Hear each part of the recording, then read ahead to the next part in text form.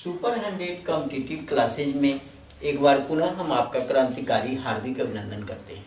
आज का क्लास आपके लिए काफ़ी इंफॉर्मेटिव होने वाला है। टॉपिक होगा कारक। हिंदी व्याकरण से एक टॉपिक काफ़ी इंपॉर्टेंट टॉपिक है कारक। तो चलिए टॉपिक लिखते हैं, फिर कारक पर बात करते हैं। कारक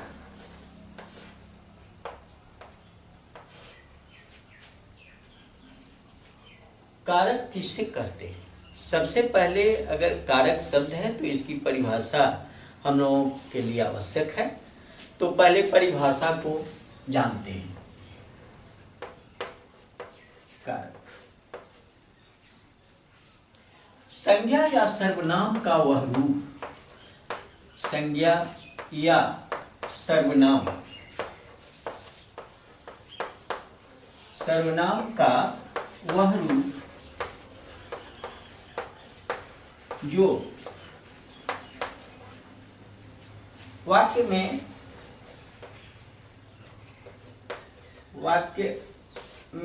प्रयोग किए गए अन्य शब्दों के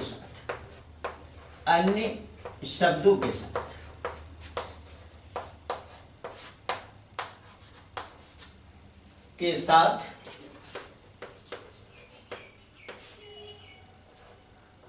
विशेषता क्रिया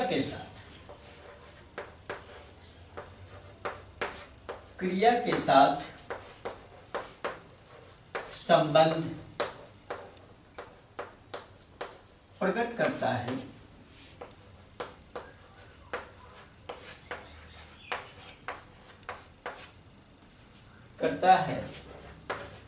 कारक कहलाता है।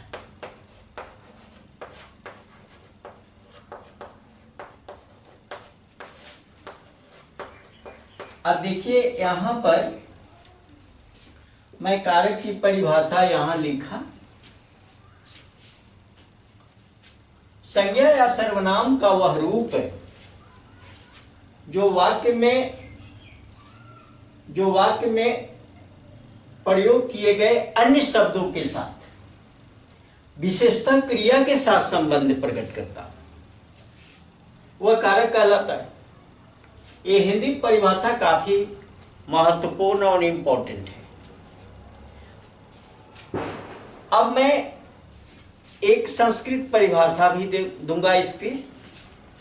संस्कृत परिभाषा, पहले इसका एग्जाम्पल ले लेता हूं, एग्जाम्पल से इसको समझ लेता हूं। उदाहरण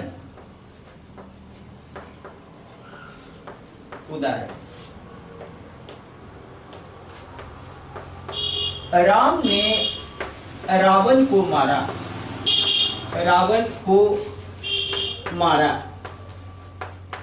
अब यहां पर हम देख रहे हैं कि राम और रावण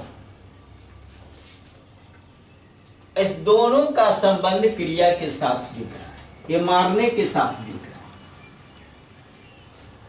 दोनों का, राम और रावण दोनों का संबंध किसके साथ है? क्रिया के साथ। और क्रिया के साथ जो संबंध यहां पर जुड़ा है, इसके लिए कुछ चिन्ह का भी प्रयोग किया गया है। यहां ने चिन्ह है और यहां को चिन्ह है। ने चिन्ह और को चिन्ह, और यही चिन्ह जो है सो इसके साथ संबंध स्थापित करते हैं। तो अब यहां पर देखते हैं कि भाई ये चिन्ह संबंध राम के साथ कैसा संबंध है। तो राम जो है सो करता है, ये क्रिया करने वाला है, ये काम करने वाला है। और रावण क्या है? तो एक कर्म है, इस पर क्रिया का फल पड़ रहा है, क्रिया का प्रभाव पड़ रहा है इस पे। अब यहां कर्म कारक यहां पर है। जब मैं भेद बताऊंगा तो स्पष्ट रूप से इसकी चर्चा करूंगा। लेकिन इतना समझिए कि राम और रावण ये दोनों संज्ञा है और इसका संबंध, दोनों का संबंध क्रिया के साथ। संस्कृत परिभाषा एक काफी इंपॉर्टेंट आप लोगों के लिए है, इसको भी मैं लिख देता हूं। संस्कृत परिभाषा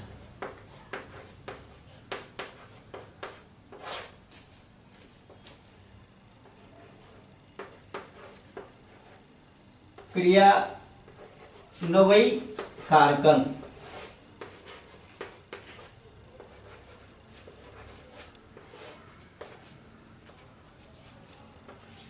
यानी अर्थात क्रिया के साधन के रूप में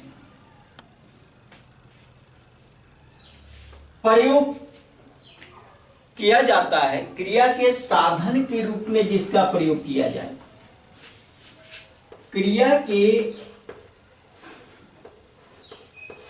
क्रिया के साधन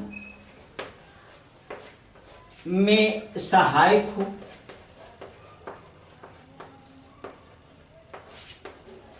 वह कारक है, वह कारक। अब देखो यहां पर एक लाइन में ही इसकी परिभाषा समाप्त हो जाती है। हमने यहां कहा कि क्रियान्वयी कारकम, यानी क्रिया के साधन के रूप में सहायक हो, या क्रिया के साधन से ज्यादा इंपॉर्टेंट क्रिया के सिद्धि में सहायक हो। सिद्धि लिखते हैं, क्रिया के सिद्धि में सहायक हो, ये थोड़ा सा ज्यादा मजबूत हो जाता है। तो सिद्धि में सहायक हो वह कारक है। अब यहां पर हमने देखा कि अगर परिभाषा पर विचार किया जाए तो अगर संस्कृत परिभाषा को देखें तो इसके अनुसार ये संज्ञा सर्वनाम का जो रूप है वह क्रिया के साथ ही संबंध स्थापित करता है। तो क्रिया के साथ संबंध स्थापित करता है, वह रूप क्या हो, उस रूप के टाइप होंगे जिस टाइप को ही कारक के टाइप के रूप में लेते हैं। वो टाइप कितने होंगे? 6। यानी यहां पर कारक के 6 प्रकार संस्कृत के अनुसार तो 6 प्रकार ही माने जाएंगे। कारण कि क्रिया, ये संज्ञा या सर्वनाम का जो रूप है वह संस्कृत परिभाषा के अनुसार क्रिया से जो संबंध बनता है वह तो 6 ही है। लेकिन ऐसे हिंदी व्याकरण में कारक के 8 प्रकार बताए गए। तो चलिए हम उस 8 को देखते हैं, फिर संस्कृत के अनुसार छांटेंगे उसको और बताएंगे। दोनों परिभाषा आपके लिए काफी इंपॉर्टेंट है। संस्कृत में थोड़ा सा हल्का है, यहां भी हल्का है। हमने कहा कि संज्ञा या सर्वनाम का वह रूप जो वाक्य में प्रयोग किए गए अन्य शब्दों के साथ। अभी एक चीज यहां पर ये देखना है कि अन्य शब्दों के साथ और यहां क्रिया के साथ, ये 2 चीज आता है। तो अन्य शब्दों के साथ जो संबंध होता है वह इसकी संख्या 2 होगी और इसकी संख्या क्रिया के साथ होगी, इसकी संख्या 6 होगी। तो 6 और 2 मिलकर 8 हो जाते हैं। तो कारक के 8 प्रकार हो जाते हैं। यहां पर सिर्फ 6 की ही चर्चा है। तो चलिए मैं 8 प्रकार की चर्चा करता हूं यहां पे और आपको बताता हूं। एक बात यहां और स्पष्ट कर देना चाहता हूं,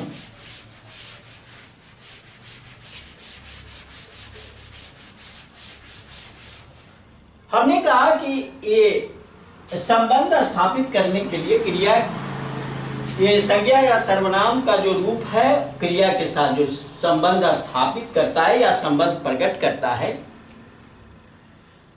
तो वह संबंध कारक, वो चिन्ह, इसके लिए कुछ चिन्ह की आवश्यकता होती है। वह चिन्ह यहां पर दिख रहा है, एक जगह ने चिन्ह लगा हुआ है और दूसरे जगह को चिन्ह लगा हुआ है।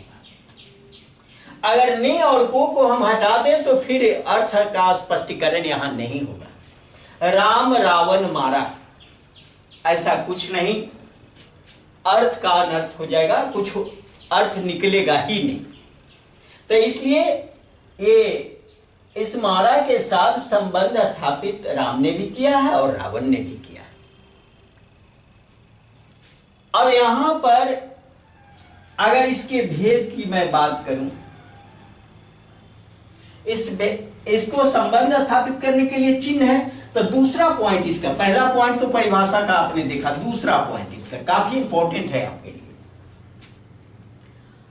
संज्ञा या सर्वनाम का जो रूप है वह रूप क्रिया के साथ संबंध स्थापित करता है, इसके लिए चिन्ह की आवश्यकता होती है और उन चिन्हों को हम क्या कहते हैं, कारक चिन्ह। क्या उसका नाम है, कारक चिन्ह। कारक चिन्ह का दूसरा नाम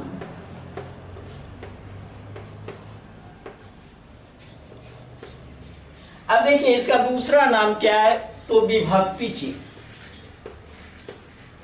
विभक्ति चिन्ह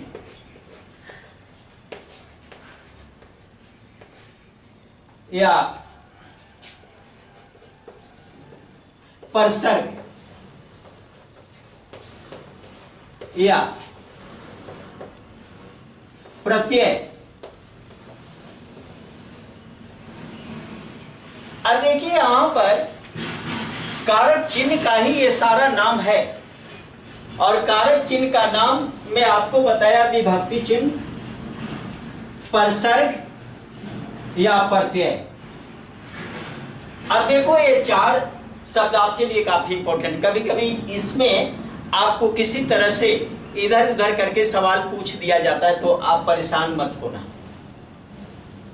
विभक्ति चिन्ह में आप देखते हो कि प्रथमा, द्वितीया, तृतीया, चतुर्थी, पंचमी, षष्ठी, सप्तमी, संबोधन, इस तरह से चिन्ह इस सब का अलग अलग होता है। और यहां पर उसी को परसर्ग कहते हैं, उसको प्रत्यय कहते हैं या कारक के चिन्ह कहते हैं। अब इन चिन्हों को हम इसके टाइप्स में देखेंगे, इसके प्रकार में देखेंगे। तो चलिए देर न करते हुए थोड़ा इसका प्रकार लिखते हैं, फिर चिन्ह को हम स्पष्ट करते हैं।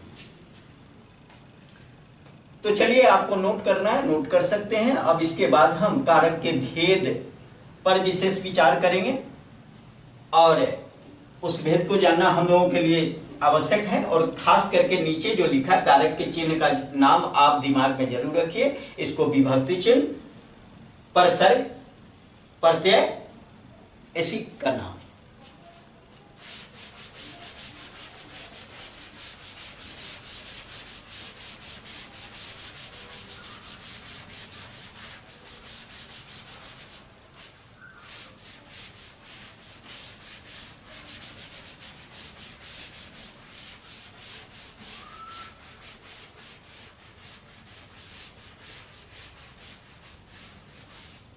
अब यहां पर कारक के 8 भेद हैं, 8 भेद हैं। अब 8 भेद में पहला आपका कर्ता कारक, दूसरा कर्म कारक, तीसरा करण कारक, चौथा संप्रदान कारक, पांचवा आपादान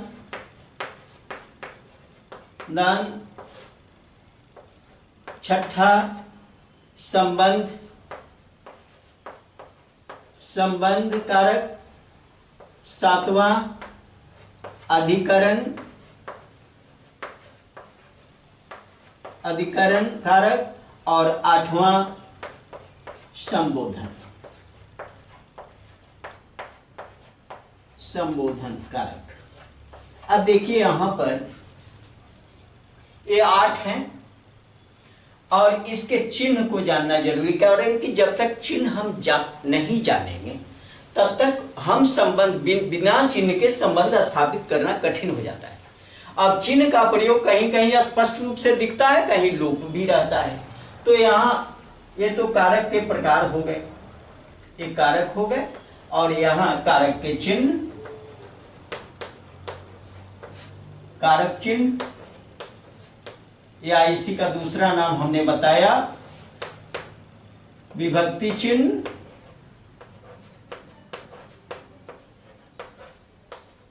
तीसरा नाम भी हमने बताया आपको, या करके ही लिखिए। कारक चिन्ह, विभक्ति चिन्ह, परसर्ग या प्रत्यय,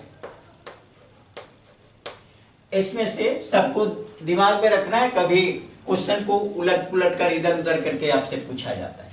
तो कर्ता का ने चिन्ह है, कर्ण का को चिन्ह है, करण का से चिन्ह है,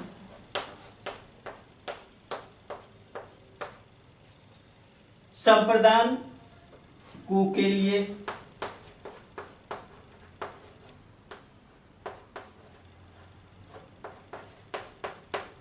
आपादान से, संबंध का के की,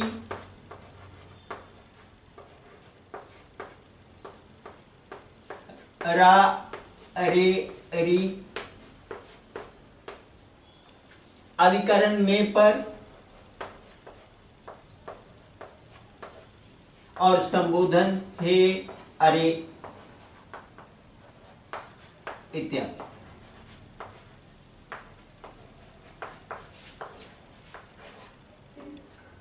अब देखिए यहां पर मैं चिन्हों की चर्चा करी। कर्ता का चिन्ह है ने, कर्ण का को चिन्ह, करण का से चिन्ह, संप्रदान का को के लिए, अपादान से, संबंध का के की, रारेरी, अधिकरण में पर, और संबोधन हे अरे, हे अजी भी लिख सकते हैं। ये चिन्ह होता है और इन्हीं चिन्हों को हम कारक चिन्ह कहते हैं। ये चिन्ह आपके लिए, ये सारे चिन्ह क्रिया से संबंध स्थापित करते हैं, संबंध प्रकट करते हैं। क्रिया से किसका संबंध स्थापित होता है और संबंध प्रकट होता है? तो संज्ञा या सर्वनाम या उसके विभिन्न रूपों का। तो अगर ये चिन्ह आपको लगेगा कि चिन्ह लोप है, लेकिन ये चिन्ह काम करता रहता है। किसी किसी वाक्य में दिखाई नहीं देता चिन्ह, और किसी में बिना चिन्ह के वाक्य बनेगा ही नहीं, इसलिए दोनों जरूरी हो जाता है। तो चलिए, एक मैंने भेद भी बताया। मैं एक बात यहां पर बता दूं आपको, अगर संस्कृत की बात लेते हो तो ये दो संबंध है, कारक और संबोधन, ये दो छट जाते हैं। जैसा कि संस्कृत में हमने परिभाषा दिया क्रियान्वयी कारकम, इसमें अब उसके अकॉर्डिंग ये दो छट जाते हैं, कारण कि ये दो कारक जो है वो क्रिया के साथ संबंध स्थापित नहीं करते। ये संबंध किसके साथ? अन्य शब्दों के साथ, अन्य शब्दों के साथ। और एक लास्ट वाला भी है, इसमें भी आप लिख लो अन्य शब्दों के साथ, अन्य शब्दों के साथ। अब देखिए, अन्य शब्दों के साथ ये जो चिन्हित किया हुआ है, ये दो कारक हैं, संबंध कारक और संबोधन कारक। ये दोनों क्रिया के साथ संबंध स्थापित नहीं करते। संज्ञा या सर्वनाम का जो संबंध है वो क्रिया के साथ इस दोनों में स्थापित नहीं होता, अन्य शब्दों के साथ स्थापित होता है। बाकी 6 जो आपको दिखाई देते हैं, ये 6 में केवल 6 कारक क्रिया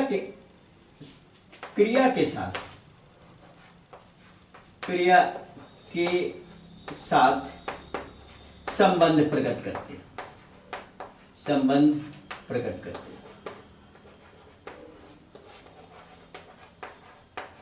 ये हमें याद रखना चाहिए। तो आज मैं आपको ये परिभाषा बताया कारक का,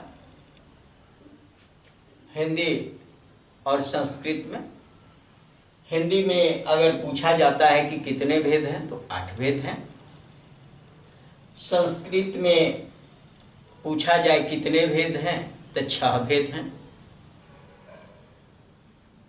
चिन्ह के संबंध में जो चिन्ह संज्ञा या सर्वनाम और क्रिया में सामंजस्य स्थापित करता है तो वो चिन्ह आपके समक्ष रखा।